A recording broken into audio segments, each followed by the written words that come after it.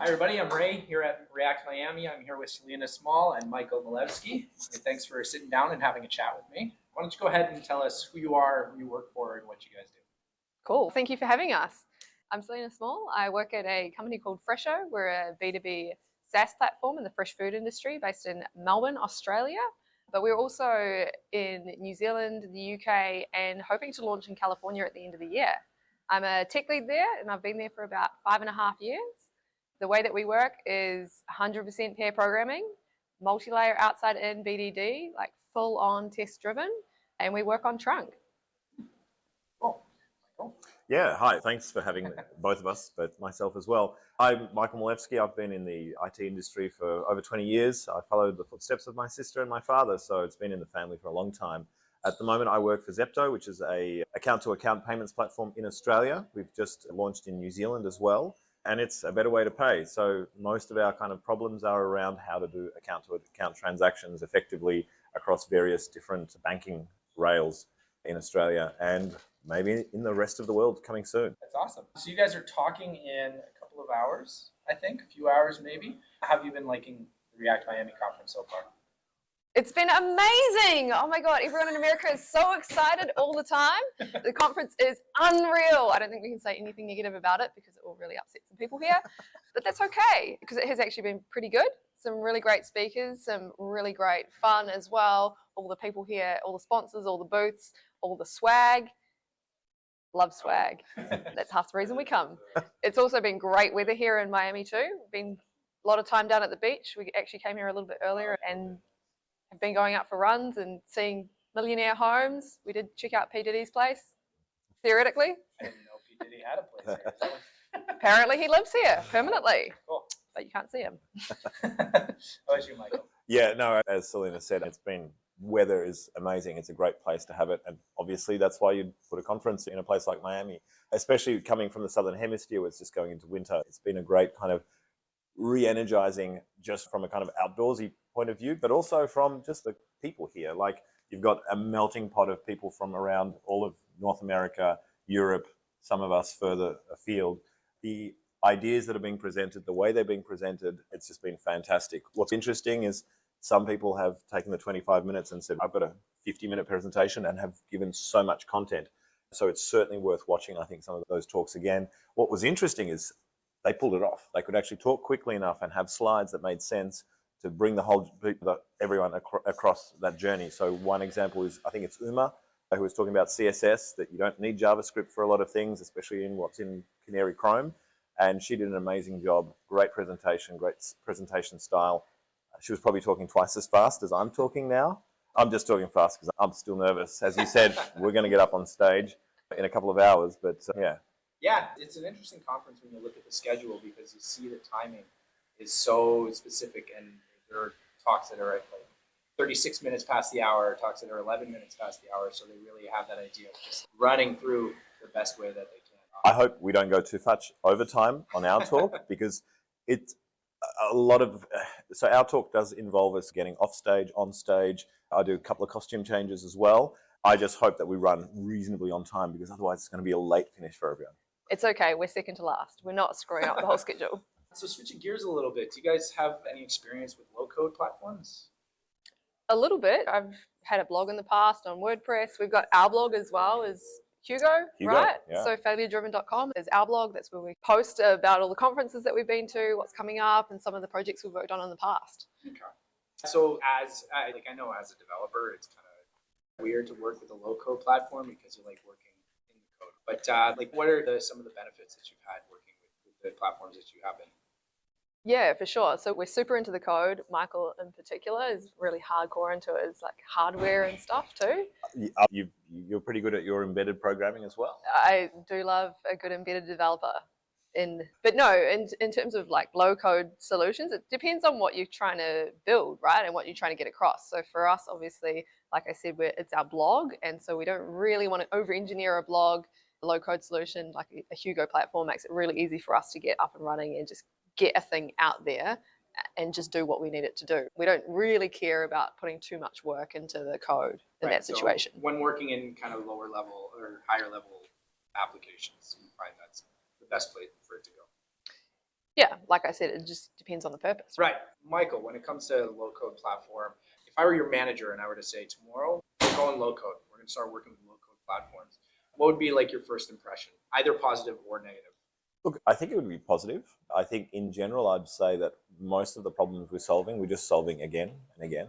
And if somebody could come up with a framework that is low code, that is just, here is the script to make this work, here is the API that makes this work, and you don't actually have to code it because it's so well defined that it's literally building blocks that you're putting together, I would actually say it would probably allow me to focus on the core problem, on the core business value we're giving. So at Zepto, we do have an API, we do have a front end. If somebody said we'd take the whole front end away and have a low code solution that documents and gives you reporting, etc., I'd say do it. It's not our core functionality. Our core functionality is moving money effectively from account to account.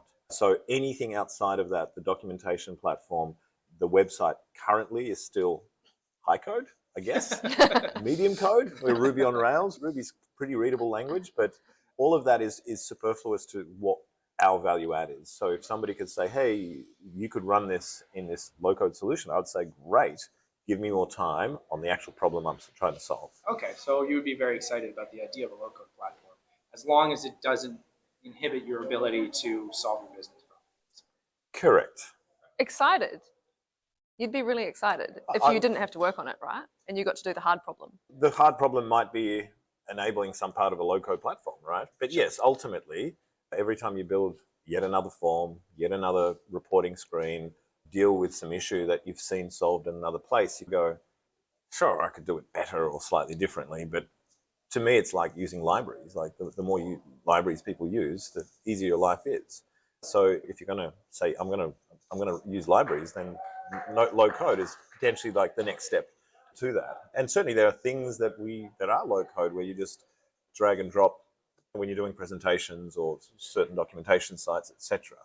I do have a reverse view, of course, Yeah. which is that I'm a very kind of DevOps approach person. My kind of best connectivity to a computer is, in my view, through a keyboard and a terminal.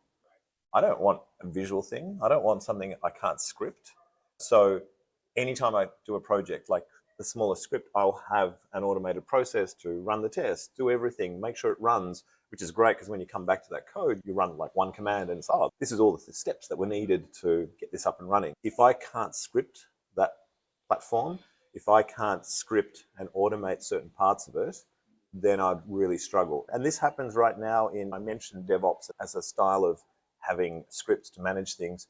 There are certain parts of AWS, for example, if you're using that as a cloud platform, that you actually have to go manually and click certain things to make things happen, which means I can't automate it, I can't test it, I can't make sure that it's repeatable. I have to put instructions into some documentation for somebody to say, hey, go to this drop down, do this, do that, and that changes as the UI changes.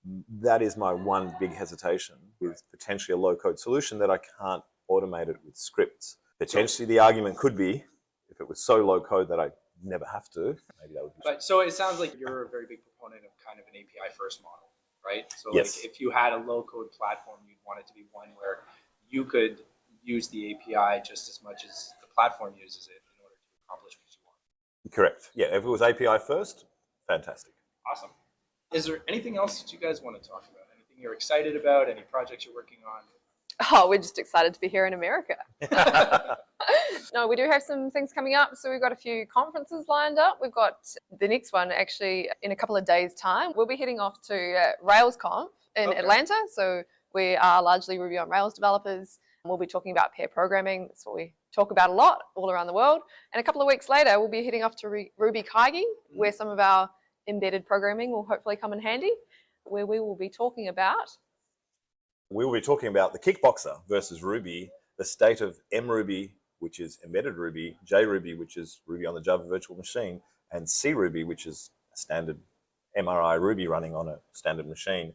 Obviously, as we went into that, it was one of these topics we didn't know exactly everything about. It was going to be more of a journey. It's been actually great seeing a few talks here today that were journey stories where somebody said, this is my mental model of how, I think the example was video editing, how that worked.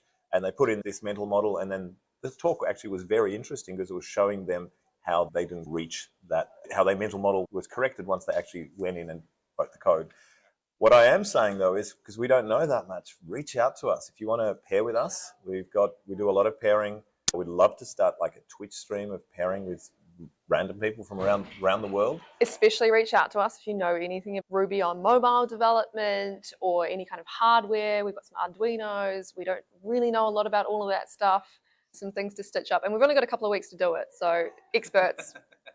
But we're hoping, as we do with most of our talks, to take it to the next conference and the next conference. So even if we kind of wing it on the first one, maybe the next one. So yeah, Right. blog is failuredriven.com.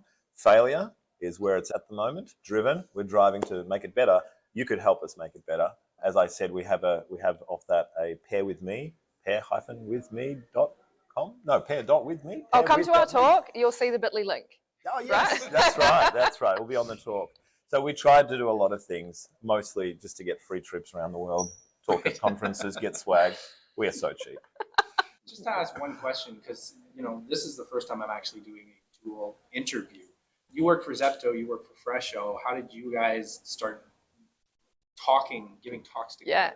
Yeah, that's a good question. So we met working at Fresho. So I think I mentioned I've been at Fresho for about 5.5 years. When I first joined, I think Michael started a month before me. And at Fresho, we're full on 100% pair programming. So we spend a lot of time pairing together, working together. I was new in Australia. I'm actually a Kiwi, for the record. I'm not Australian. I live in Australia though. New in Australia, really excited about code and the company and everything. Pairing with Michael's super big into mentoring juniors or mentoring anyone, really. A lot of involvement in the local tech scene, so Ruby on Rails meetups, things like that. We started doing hackathons together. We started going to C talks, and then I said, you know what, I'm going to give a talk, because I actually had a kind of a career change at some point, and I transitioned from running bars and restaurants to teaching myself to code, getting into software development, and becoming a professional kickboxer at the same time. So this great story that I thought it was a great story that I wanted to share with people at the local meetup. Went off and did that. Michael is very competitive, so he decided he had to one-up me, and he decided he was going to give a talk as well. He decided to do it on the same day as me and make it super technical and take all of the spotlight. It was fantastic. We potentially could have, our talking relationship may never have happened. It could have been the opposite. It could have been rivalry. And just Right. every time you talk, I come and one-up you. Going to the same conferences, but just giving completely different talks. That's right. But then he went nuts and he did 10 talks that year at the meetups. Pretty full on. But yeah, because we worked together at Fresho and we were really into the way that we worked at Fresho on the pairing and the testing and everything, we had similar ideas on what kind of talks we wanted to give. And we came up with, the first one we did, I think, was a testing workshop. And we came over to the US, to Minneapolis in 2019 to run a workshop. Complete disaster, absolute fail. But that's cool, we're into that. And then we came up with this pairing talk, and we thought, if we're going to have two people talking, there's got to be a reason to have two people. There's not that much value. It's not that great if you just have one person or two people there talk, reading the same script for one person. It's got to be a bit of back and forth. So we thought, wow, we're super into pairing. It makes sense to have a pair of presenters for a pair programming talk. So let's do that. And here we are. Michael, do you have anything else that you wanted to add to that? Yeah, so as Selena said, that's the way we started talking together. But we also thought that this was an opportunity to level the playing field. The conferences wanted to be more diverse, as people wanted more perspectives. Certainly me being a big white male with a beard, we've got plenty of those. And Selena being a female, kind of, it's a slightly underrepresented community. There's others as well. I suppose what we were very conscious from the beginning is that we had to be even. We had to be equals.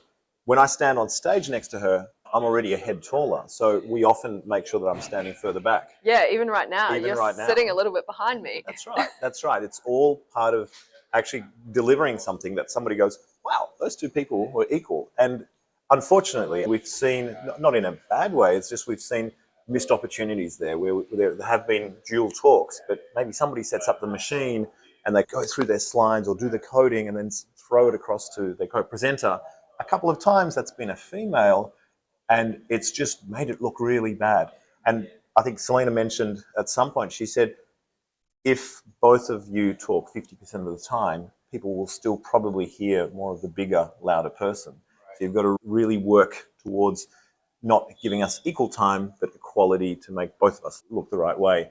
So that's part of the challenge for us to keep going as two speakers, and part of the challenge of delivering content where people can identify with both of us.